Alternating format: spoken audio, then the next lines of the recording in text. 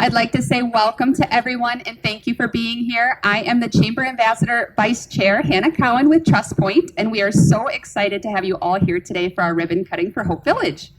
Nearly 1 year ago, you'll remember in August 2024, it was hot, and we gathered here at the same place for our ribbon cutting to celebrate the groundbreaking of this affordable housing development, with Hope Village sharing the vision of this development with the community.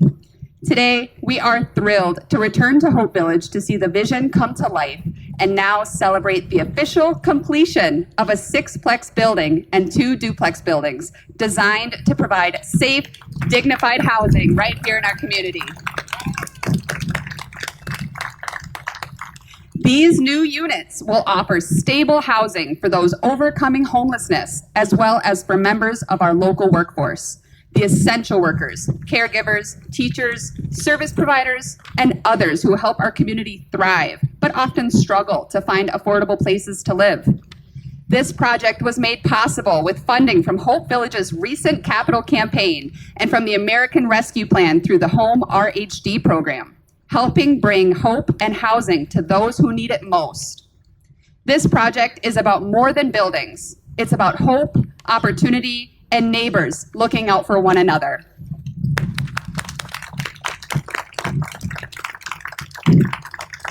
At this time, I'd like to introduce a few individuals to say a few words. First, we'll hear from Wisconsin Lieutenant Governor Sarah Rodriguez. So good morning, everyone. Thank you, Hannah. It's so nice to be joining you here today. It's just an honor to be able to celebrate the official opening of the new Hope Village affordable housing units. So I was here almost a year ago. I joined you for the official groundbreaking, and it was hot.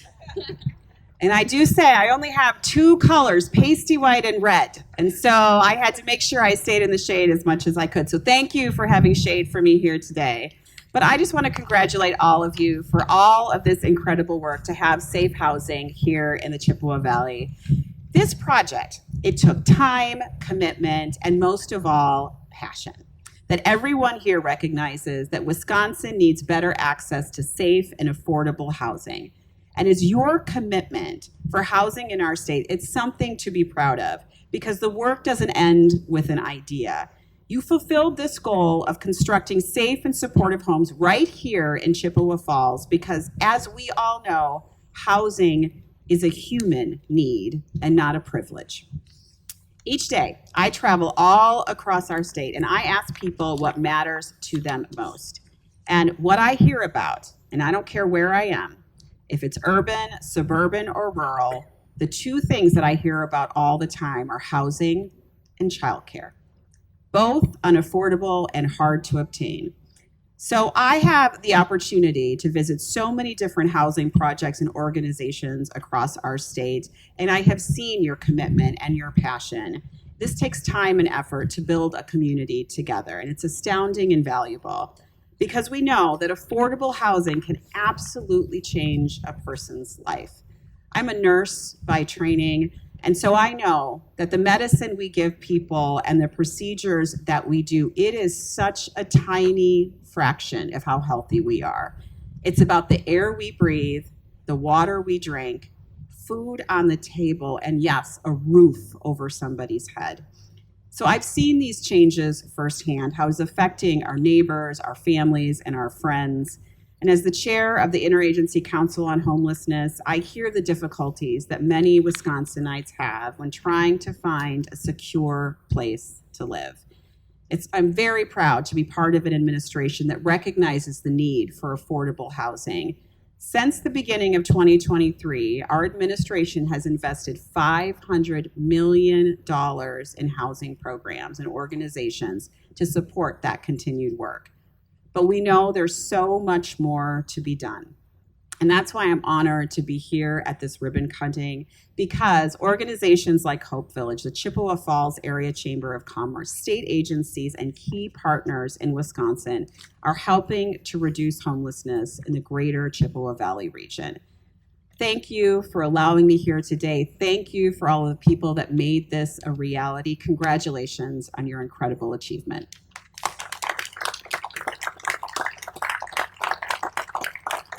Thank you, Sarah.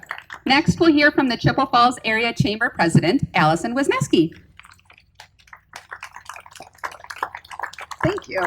That's a tough act to follow, so I'm going to keep mine short. But on behalf of the Chippewa Falls Chamber, our board, our ambassadors, and our members, congratulations. Mike, your team, the group that's here today, I would say have, without knowing all the specifics of each of you that are here, have given your time, talent, or treasure in some way, shape, or form to help Hope Village realize this dream today. And not only this, but before this with the tiny homes, and continued excitement about what's more to come and what your team is doing here, Mike. So congratulations. We're so glad to have this as part of an asset here in Chippewa Falls and the Chippewa Valley community. And we thank you for letting us be a part of your day today. And congratulations, Mike, team, community. We couldn't do it without, I don't think, right? Couldn't do it without you. And so really pleased that we're the chamber for the community and are able to celebrate things that happen like this, and we get things done in Chippewa Falls. So congratulations, and we look forward to seeing the buildings inside afterwards. So thank you for letting us be a part of it, and congratulations. Thank you, Allison. Next, we have City of Chippewa Falls Mayor Jason Hees. Good morning, everyone. The City of Chippewa Falls would like to congratulate Hope Village, the Board of Directors, and its volunteers. The volunteers are so important, aren't they? For this completion of this important addition to our community. With these buildings and your tiny homes, you're giving families a foundation to thrive and are helping to strengthen the core of the community. The city would also like to thank Hope Village for its dedication, compassion, and commitment to those in the community that face shelter insecurity. The accomplishments done here will make a lasting difference. Thank you. Good afternoon.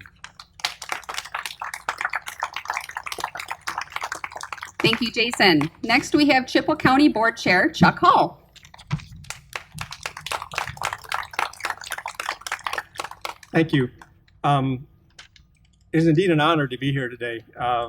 Seeing this whole thing unfold, I was on City Council back in 2016 when Hope Village was formed. Mike Cahoon approached us with this idea that seemed a little bit over the top. At the time, I think there was affordable housing needed, but there was also transitional housing was very important. And that's where these tiny homes first started.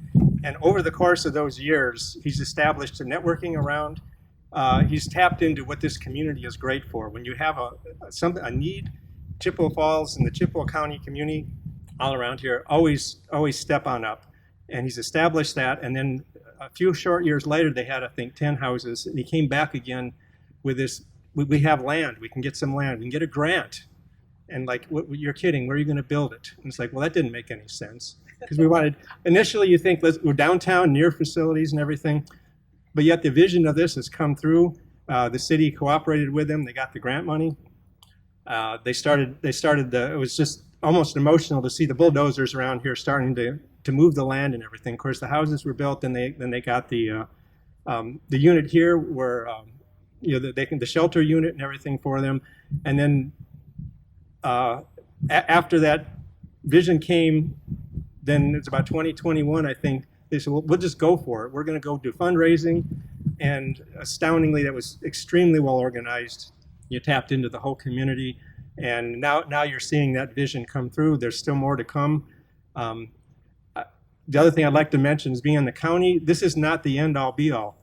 In the county, they approached us last year with yet another offer. The Indian Head Motel was up for sale, and they could get some funding if the county would just back them. And they came to us, and I think we got like $1.5 million, and an unheard of thing in concession to the state. I think the state came back to them and said, wait, we got more money here. Why don't you apply again? And if you ever heard of that, I've never heard of that happen. So it gives you an idea of the respectability this organization has. And I think 2 months later, came through the county again, we approved that, and I think they got $2.6 million in funding to get even more housing going. The Indian Hill Motel is a different type of thing for people that that need housing as well long-term. And so this whole organization has just flourished, it's grown. If you look at the list of sponsors in the community, the whole community has taken them on. And I'm sorry to be so long, but I've been involved with this so long. I'd just like to congratulate you on this and wish you well in the next future steps.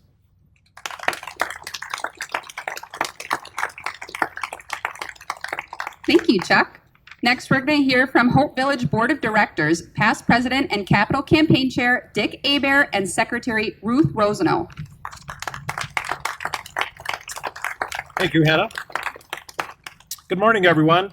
This is another milestone day for Hope Village. Thank you for attending this ribbon cutting ceremony. I'm honored to be the past board president and co-chair for the Welcome Home Capital Campaign. I became a board member in July of 2021.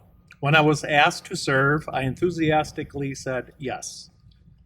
It is easy to stay motivated and dedicated to our vision, a community free from homelessness. As a new board member, I learned about our two-phase development project. Hope Village had created a thoughtful plan for the future. In phase one, with the help of a community block grant obtained by the city, Hope Village remodeled the community center and provided the infrastructure for the relocation of 10 tiny homes. The next phase was the construction of 28 units earmarked for affordable housing and workforce housing. There was just one small obstacle. We didn't have the funds. Hope Village was fortunate to receive an ARP grant to complete the first 10 affordable units. This did not happen without years of planning and hard work.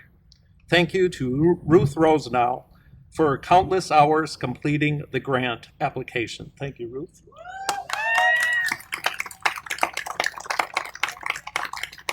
And Jessica. Thank you, Jessica. One of the requirements associated with the grant was to have a shovel-ready project. Luckily, Hope Village had the money available from the Welcome Home Capital Campaign. Contributions from the campaign paid for the entire architecture and engineering process. In addition, contributions funded the recently completed landscaping. Solar panels also will be added to the sixplex with a generous pledge from the Otto Bremer Trust. I would be remiss, thank you, Otto Bremer. I would be remiss if I didn't once again thank and recognize everyone associated with the capital campaign. The jumpstart to our fundraising was a lead gift of $750,000 from Redledge Charities and Casper Foundation. Thank you to trustees Julene Bovey, Jerry Jacobson, and Jake Leinenkugel for being strategic and vital partners to Hope Village and so many other needs in our community. Thank you, Jake and Jerry and Julene. Thank you.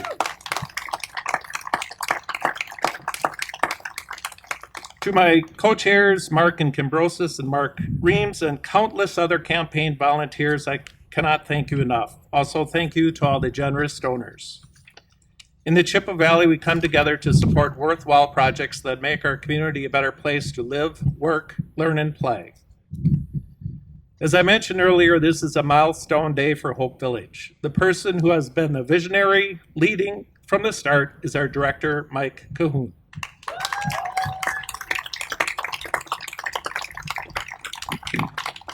Mike, thank you for your unwavering devotion, advocacy, courage, and passion for providing hope and meaningful service to families and adults facing housing insecurity. Thank you, Mike.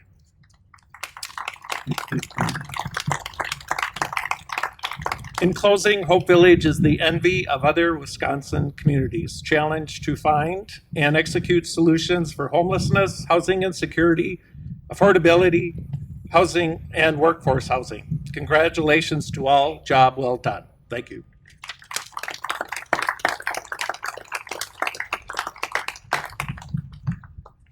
Hello. Thanks everyone for coming. I want to thank everybody for the funding, the grant writing that we did. It's not an easy process, but we have good staff from the state, one behind me, that gets us through the process because it's long and hard. And in this one, we wanted to be the first to apply, but we were only the second. So that was a disappointment. But we were the first to get done. So we are the only project so far that has come together using this funding. So we're proud of that. We have a great board. We have great volunteers. I kind of think of us like a pack of pit bulls. We just don't give up. When we want something to happen, we work really hard and we sound it off, and somebody comes up with some quirky little thing that makes the whole thing come together. It's so fun to work as a member of the board and with the volunteers. I just love Chippewa County. It's a great place to live and work.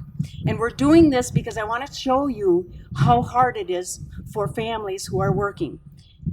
Right now in Chippewa County, the average rent for a studio apartment is $981. That does not include utilities.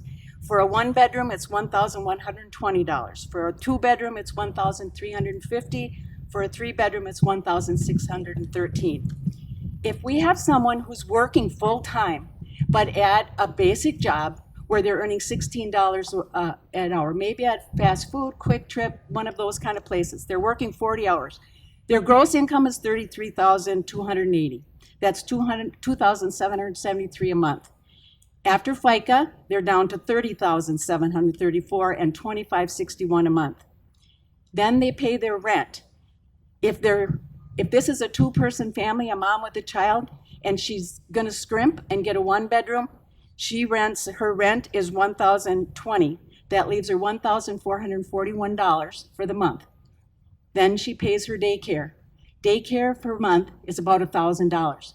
She now has $441 to buy her food, her toothpaste, her toilet paper, gas, her car payment, pay for a phone.